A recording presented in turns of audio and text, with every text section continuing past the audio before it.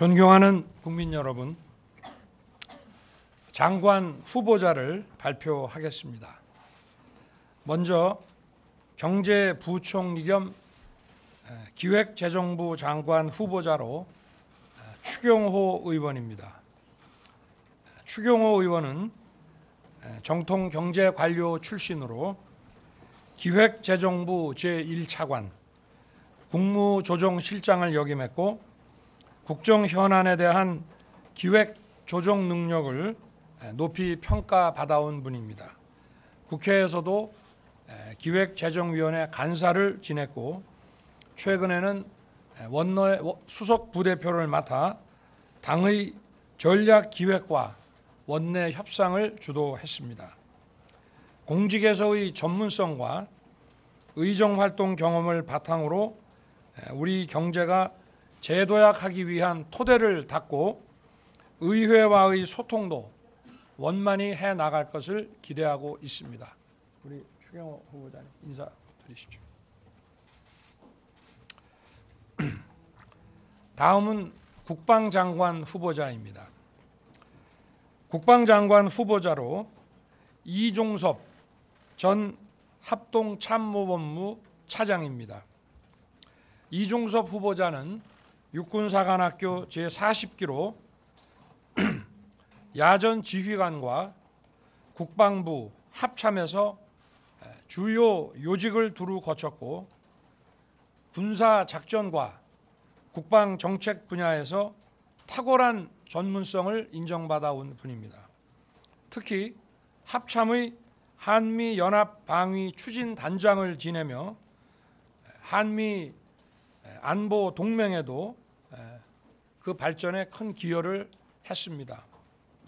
튼튼한 안보와 강력한 국방력을 구축하면서 동맹국과도 긴밀한 공조를 이뤄낼 것으로 기대합니다.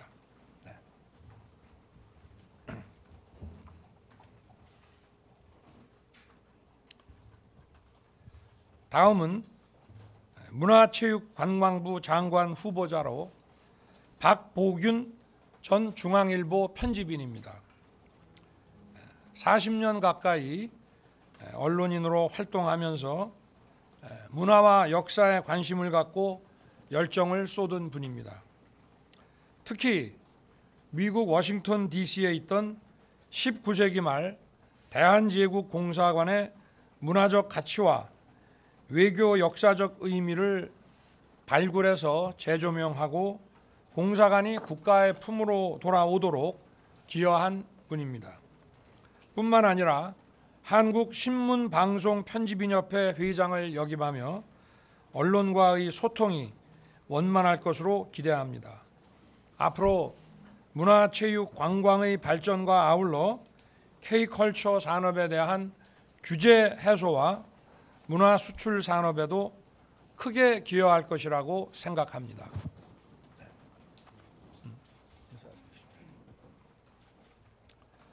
다음은 보건복지부 장관 후보자로 정호영 전 경북대학교 병원장입니다.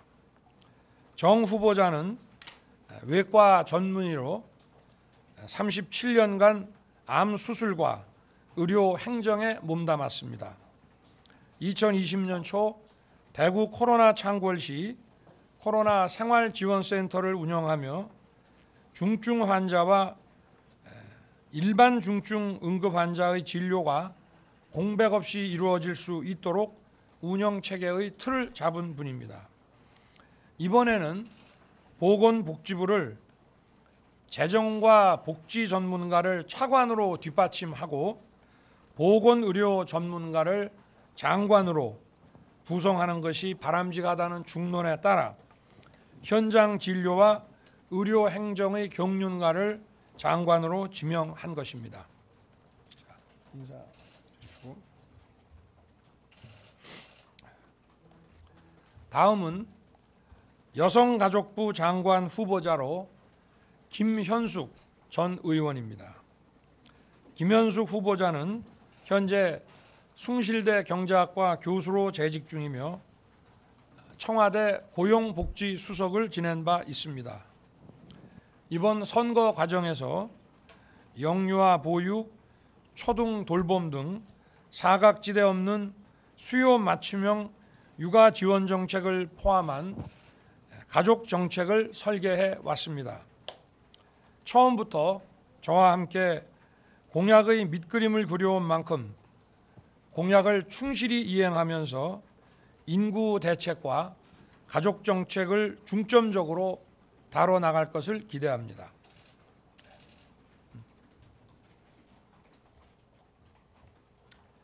다음은 산업통상자원부 장관 후보자로 이창양 카이스트 교수입니다. 상공부를 시작으로 15년간 행정관료로서 통상과 산업정책을 두루 다뤘으며 학계에 진출한 이후 기술혁신 경제 분야의 전문가로 첨단 산업에 대한 안목과 식견이 풍부한 것으로 정평이 나 있는 분입니다. 이론과 실무를 겸비한 이창양 후보자는 우리 경제의 저성장을 극복하기 위한 산업구조 고도화의 밑그림을 그려낼 적임자라고 판단됩니다.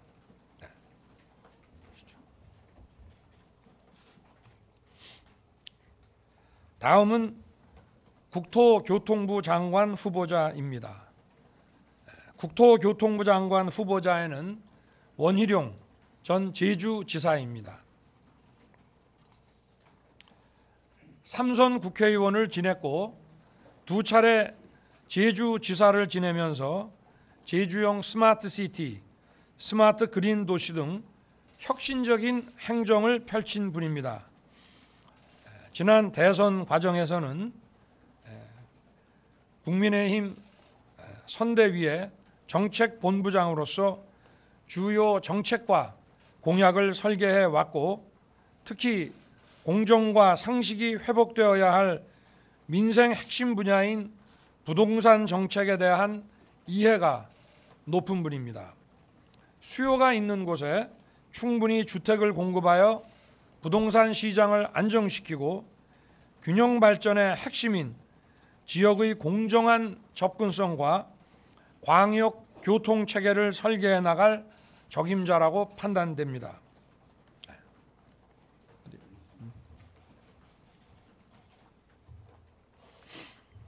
다음은 과학기술정보통신부 장관 후보자로 이종호 서울대 반도체 공동연구소장입니다. 세계적인 반도체 기술 권위자인 이종호 후보자는 비메모리 반도체 업계 표준 기술인 벌크 핀팻 기술을 세계 최초로 개발하신 분입니다. 국내에서 연구를 해온 오랜 경험을 바탕으로 문제 해결, 과제형 R&D로의 개편은 물론이고 역동적인 혁신 성장의 토대가 되는 첨단 과학기술 발전을 이끌어낼 것으로 기대합니다. 앞으로도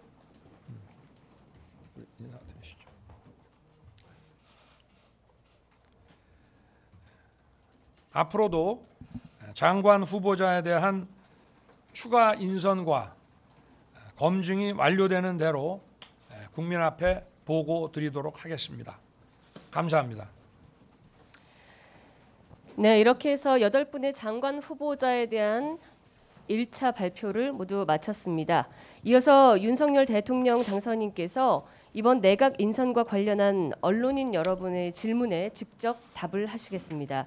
질문하실 언론인께서는 먼저 손을 들어 표해 주시고 소속과 성함을 말씀해 주시고 질문을 해 주시기 부탁드리겠습니다. 제일 먼저. 네, 당선인님, KBS 강병수 기자입니다. 오늘 장관 후보자들 인선을 발표를 해주셨는데 특별히 어떤 기준을 가장 중요하게 여겼는지 궁금하고요. 먼저 이렇게 8개 부처 장관 후보자만 먼저 발표하신 이유도 궁금합니다. 인선 기준은 다른 거 없이 국가와 전체 국민을 위해서 해당 분야를 가장 잘 맡아서 이끌어 주실 분 이신가의 기준을 두고 그렇게 저희가 선정을 해서 또 검증을 한 것입니다. 그리고 또 나머지 분도 하여튼 검증이 완료되는 대로 조속한 시일 내에 국민들께 발표해 드리겠습니다. 네.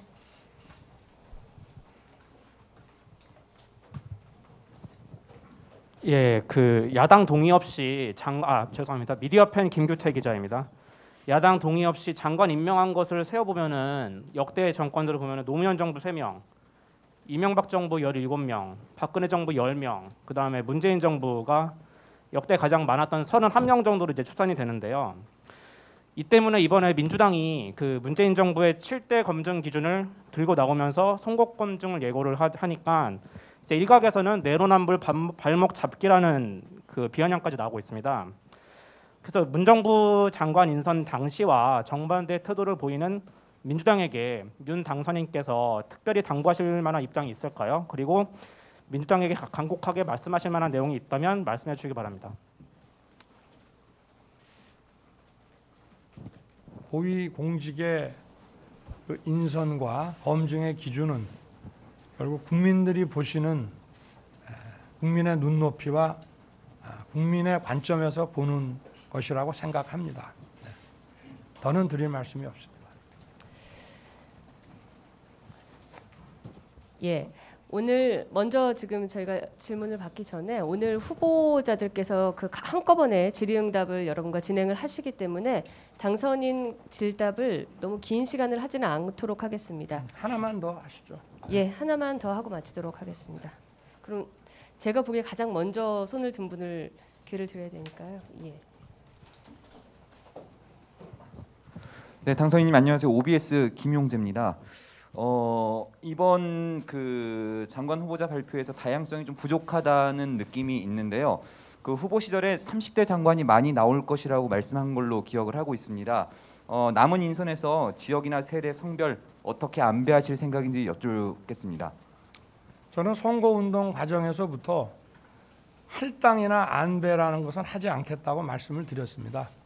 각 부처를 가장 유능하게 맡아서 이끌 분을 찾아서 지명을 하다 보면은 어차피 지명해야 될 공직이 많기 때문에 결국은 저는 대한민국의 그 인재가 어느 한쪽에 쏠려 있지 않기 때문에 지역이라든가 세대라든가 남녀라든가 저는 다 균형 있게 잡힐 것이라고 믿고 있습니다. 네, 이렇게 해서 윤석열 대통령 당선인과 한덕수 국무총리 후보자께서는 질답을 마치고 퇴장하도록 하겠습니다. 자, 바로 이어서 언론인 여러분께서 8분의 내각 인선 내정자분들에게 직접 질의응답하시는 시간을 갖겠습니다. 질문하실 언론인께서는 지금과 마찬가지로 거수에 표시해 주시고 소속과 성함을 밝혀주시면 감사하겠습니다.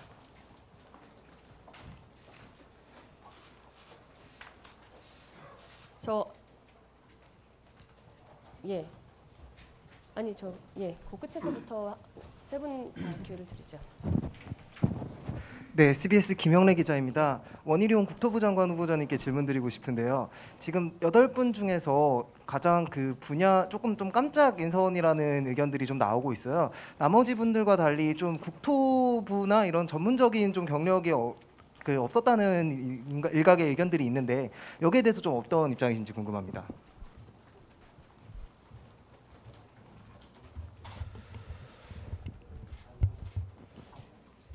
지금 국토교통부 장관 후보로서 정부 역량을 집중해야 되는 일은 우리 서민과 중산층의 주거를 안정시키고 꿈을 잃은 젊은 세대의 미래의 꿈을 가질 수 있게 하는 일이라고 생각합니다. 그래서 이런 국민들의 고통과 국민들의 눈높이를 국토, 부동산, 교통 분야에서의 전문가들과 잘 전맥시켜서 국민과 함께 전체 국민의 꿈을 실현시키고 고통을 더는데 정무적인 중심, 종합적인 역할을 하라는 뜻으로 받아들이고 있습니다. 앞으로 그 각 분야에 있어서의 심층적인 전문성들에 대해서는 이런 걸 잘 망라하고 서로 조화될 수 있도록 그렇게 구성을 해서 해 나가도록 하겠습니다. 네, 양 기자님. 네, 조선비즈 양범수입니다. 김현숙 후보자님께 여쭤보겠습니다. 마이크를 드리도록 하겠습니다. 네. 당선인 공약이 여가부 폐지인데 후보자에 임명이 되셨습니다. 당선인 공약은 여전히 유효하다고 했는데요. 부처 개편 시기는 대략 언제쯤으로 될 거라고 예상하시고 또 어떤 역할에 집중하실 계획이실지요? 부처가 언제 그 개편이 될지에 대해서는 지금 예단하기는 저는 좀 어렵다고 생각이 됩니다. 어렵고 다만 이제 제가 여성가족부 장관 이제 후보자로 지금 이제 된 건데 수년 전에 제가 19대 국회 때 이제 여성가족위원회 국회에서 간사로 활동하면서 여가부의 업무를 많이 봤지만 그동안 시간이 많이 진행됐기 때문에 그 어떤 새로운 시대에 맞게 그다음에 그 젠더 갈등이나 아니면 세대 갈등이나 이런 것들을 다 우리가 풀어낼 수 있는 그다음에 가족의 문제도 요새도 아시다시피 이제 가족도 1인 가구도 있고 굉장히 다양한 가구가 있으니까 그런 문제들을 새로운 시대에 맞게 만들어 가면서 실제로 굉장히 낮은 자세로 그러니까 여러 국민들과 다 소통하고 그다음에 야당과 화합하고 그다음 미래를 열 수 있는 그런 새로운 부처로 갈 수 있도록 충분한 의견을 수렴할 예정이기 때문에 언제 그 부처에 대한 개편이 될지에 대해서 지금 말씀드리는 건 좀 이르지 않을까 그렇게 생각이 됩니다. 예, 질문해 주십시오. 네, 안녕하세요. 전 대덕넷의 기레경 기자라고 합니다. 저희는 과학 언론이라 이종호 후보자님께 질문하고 싶습니다. 네, 그 후보자님께서는 지금 반도체 전문가로 많이 알려지시는데요. 과학기술 분야는 굉장히 다양한 분야가 있잖아요. 그런 현장과의 소통이 굉장히 중요하다는 이야기가 많은데 그런 부분은 어떻게 하실 건지. 네, 그리고 그 장관 후보자로서 지금 되시긴 하셨는데 이후 그 청문회 등에서 문제가 없으실지 그런 부분도 궁금합니다. 예. 네, 우선 제가 이제 반도체를 오랫동안 경험하고 그 분야의 지식을 쌓아왔습니다. 그래서 또 반도체의 중요성이 크다고 보고 그 분야에 대해서 발전시키도록 하겠습니다. 그런데 우리나라는 반도체만 있는 게 아니죠. 산업 전 분야의 정말 현장을 살펴서 또 여러 사람의 의견을 듣고 소통을 해서 뭐가 부족한지, 뭐를 빨리 개선하면은 국가의 효율을 높일 수 있는지 그런 부분을 세심히 살피도록 하겠습니다. 그리고 인사청문회는 제가 알 수는 없습니다. 저는 제 입장하고 또 다른 상대방에서는 입장이 다를 수 있기 때문에 충분히 경청을 하고 성실하게 답변을 하도록 하겠습니다. 감사합니다. 네, 제 오른편에 잘 안 보여서 먼저 마이크를 드렸는데요. 예, 저 중앙일보 박태인 기자입니다. 추경호 경제부총리 후보자께 여쭤보겠습니다. 후보자님, 저 물가가 4%대로 오르고 있어서 사실상 좀 경제가 비상 상황이라고 보여지는데요. 이 부분에 대해서 좀 어떻게 생각하고 어떻게 풀어나가실지 여쭤보고 싶습니다. 예, 아시다시피 지금 경제 상황은 굉장히 엄중합니다. 대내 여건도 녹록지 않고 국내에서는 지금 물가는 가파르게 오르고 있고 성장률은 지금 둔화되는 그런 양상입니다. 그리고 지금 가계 부채 그리고 국가 부채가 사상 최고 수준으로 있기 때문에 정책을 거시적으로 보면은 동원할 수 있는 수단도 굉장히 제약돼 있다. 그래서 우선은 새 정부의 최우선 과제가 서민 생활 물가, 민생 안정이 최우선이기 때문에 만약에 공식적으로 출범하면은 경제 장관들이 원팀이 되어서 이런 당면 현안인 물가 안정을 최우선 과제로 두면서 풀어나가도록 그렇게 하겠습니다. 많은 전문가 현장의 이야기도 듣고 국민들의 목소리 경청해 나가면서 해법을 찾아가도록 그렇게 하겠습니다. 네, 감사합니다.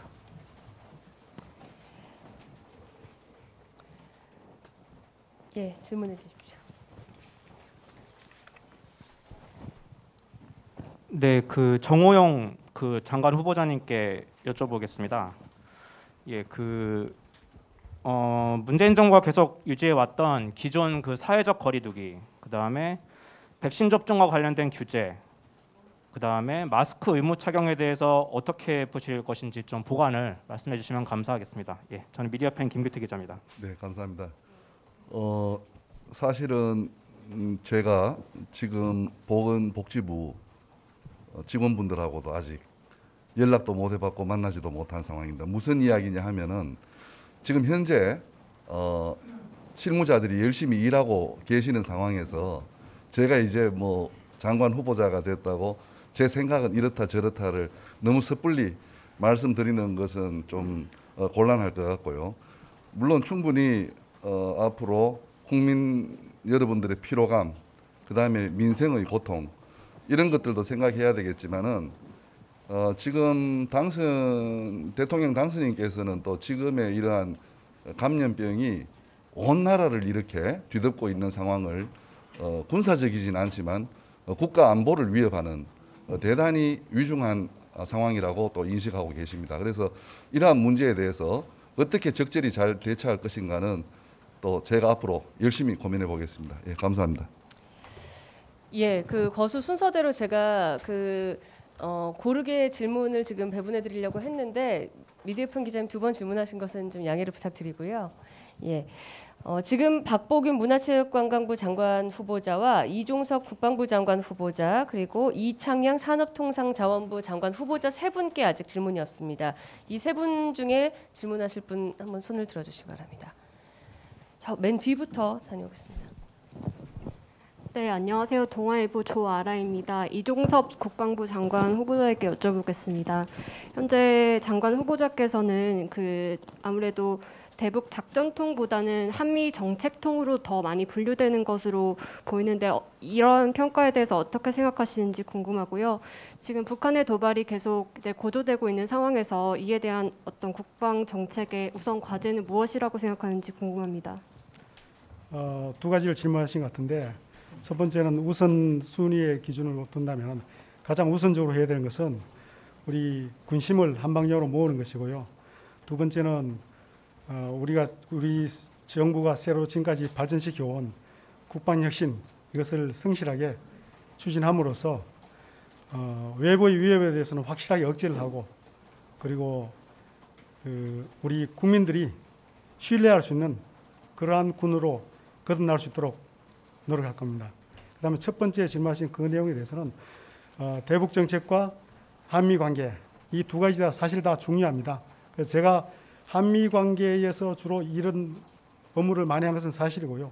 그리고 북한에 대한 대응 전략 가운데서 우리 자체의 능력도 매우 중요하고 또 한편으로는 미국과의 관계에서 미국의 억제 전력들을 최대한 활용하는 것, 이 2가지 축을 동시에 우리가 해야 한다고 봅니다. 그래서 그런 차원에서 보면은 한미 관계도 상당히 중요하고 또 우리 자체적인 능력, 대북 억제 능력을 강화시켜 나가는 것, 이것 또한 매우 중요합니다. 그렇게 2가지를 이해해 주시면 좋을 것 같습니다.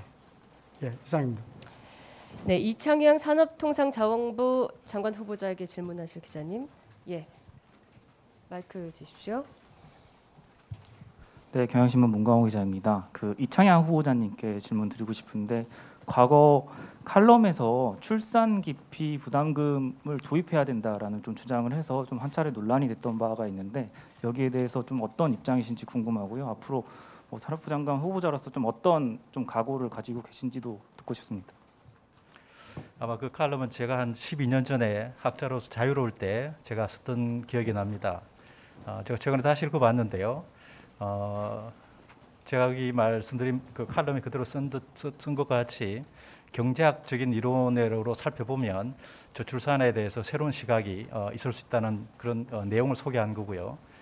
칼럼 마지막에 보시면은 현실적으로 그게 이론적으로는 가능하지만 현실적으로는 실현될 수 없다는 것을 제가 분명히 칼럼에 명기를 했습니다. 그래서 다양한 출산에 대한 저출산에 대한 다양한 의견을 제가 하나 소개하는 정도로 그 칼럼을 썼다고 생각됩니다. 산업 정책은 저희가 지난 60년 동안 이제 지금의 주력 산업을 갖고 성장을 해왔는데요. 지금부터 우리 산업이 이제 대전환기를 맞고 있습니다. 디지털 전환이 지금 급속히 진행되고 있고요. 그다음에 탄소 전환도 급격하게 진행되고 있고요. 그다음에 미중을 비롯해서 글로벌 강대국들이 패권 경쟁을 하고 있습니다. 공급망이 불안해지고 있고요. 그래서 이런 전환기를 넘어설 수 있는 그래서 우리 경제의 제도약을 할 수 있는 그런 산업 정책을 구상해 볼 생각이고요. 큰 방향은 규제 개혁을 통해서 기업의 활력을 좀 높이고, 그다음에 기업인들과 긴밀한 소통을 통해서 정부와 기업이 같이 파트너로서 전략을 짜 나가는 그런 노력을 할 거고요. 세 번째는 기술 혁신을 최대한 지원해서 기술 경쟁력을 저희가 유지해서 이 파고를 넘어가도록 그렇게 하겠습니다. 예, 감사합니다. 네, 마지막으로 박보균 문화체육관광부 장관님께 질문하실 기자분 손들어 주십시오. 너무 지금 사각에 있어서 말씀해 주십시오. 네, 오마이뉴스 곽우신 기자입니다. 후보자께 질문드릴군요. 첫째로는 과거 박근혜 정부에서도 문화예술인 블랙리스트가 굉장히 논란이 크게 됐었고, 이 때문에 새로 출범하는 정부에서도 혹시 비슷한 우려가 반복되는 거 아니냐, 이런 게 이제 문화예술계 현장에서 나오고 있는데요. 이에 대한 입장 하나 궁금하고요. 또 이제 언론인 출신이신데 당선인께서 이제 뭐 유세 현장에서 뭐 언론 노조 뜯어 고치겠다, 뭐 캠프에서 한국기자협회 좌편향 이런 발언들로 언론관에 대한 우려들이 좀 나온 바가 있습니다. 새로 장관 되시면은 언론과의 관계나 언론 정책에 대해서 어떤 기조 유지하실지 궁금합니다. 네, 안녕하십니까. 네, 반갑습니다. 지금 첫 번째 질문은 블랙리스트라는 단어 자체가 존재할 수도 없고, 그건 과거에 어떤 악몽 같은 기억이니까 윤석열 정부에서는 그런 것이 있을 수 없다고 생각을 합니다. 두 번째, 언론은 여러분들도 다 언론에 있어서 자유와 책임이 조화를 이루면서 또 어느 때는 어울리고 충돌하는 그런 개념을 잘 엮어서 그런 언론관으로, 또한 여기 현장에 있는 여러분들이 프로 정신을 갖춰야 되면서도 또한 언론의 책임의식을 가슴에 담아야 하는 그런 요소를 잘 배합하고 조화롭게 그렇게 윤석열 정부에서는 이끌어 나갈 겁니다. 네, 이렇게 해서 8분의 장관 후보자에 대한 질문이 한 차례씩 돌아갔습니다. 오늘 지금 시간이 한 35분 정도 흘렀는데요. 이 정도로 해서 4월 10일 윤석열 당선인의 내각 인선 발표 질의응답을 마치도록 하겠습니다. 함께 이 굉장히 뜨거운 열기 속에서 질문해 주시고 함께해 주신 취재분 여러분들 감사드리고요. 오늘 후보님들 축하드리고 앞으로도 좋은 모습으로 국민 앞에 많은 설명도 또 덧붙여 주시기 부탁드리겠습니다. 혹시 하실 말씀이 있으십니까? 그럼 오늘 내각 인선 발표는 이렇게 마치도록 하겠습니다. 감사합니다.